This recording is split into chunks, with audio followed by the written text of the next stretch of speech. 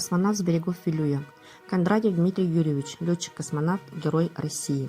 Родился в 1969 году в Иркутске. Когда Диме было 6 лет, семья переехала в Нюрбу. Отца направили на работу в Нюрбинское авиапредприятие, одно из крупнейших в то время на всем Дальнем Востоке и Сибири, где базировалось вертолетное поле со знаменитыми гигантами Ми-6 и Ми-8.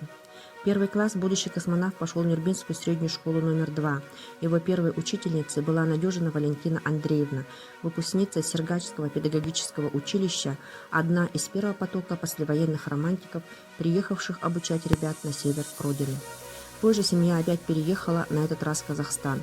Но, думаем, Нюрба, река Вилюй, нюрбинцы навсегда остались в сердце Дмитрия Юрьевича. В 1990 году Дмитрий Кондратьев окончил Качинское высшее военное авиационное училище летчиков имени Мясникова по специальности командная тактическая истребительная авиация. В 2004 также успешно окончил военно-воздушную академию имени Юрия Гагарина.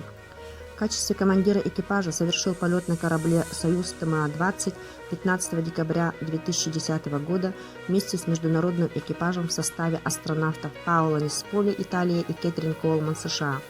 17 декабря 2010 года ими была осуществлена стыковка корабля с Международной космической станцией.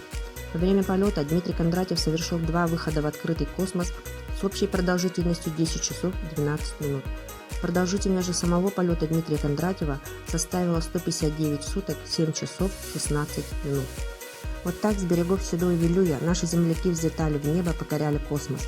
И верим, что подрастающее поколение нюрбинцев-якутян тоже внесут свою достойную лепту в дальнейшее освоение и развитие космонавтики.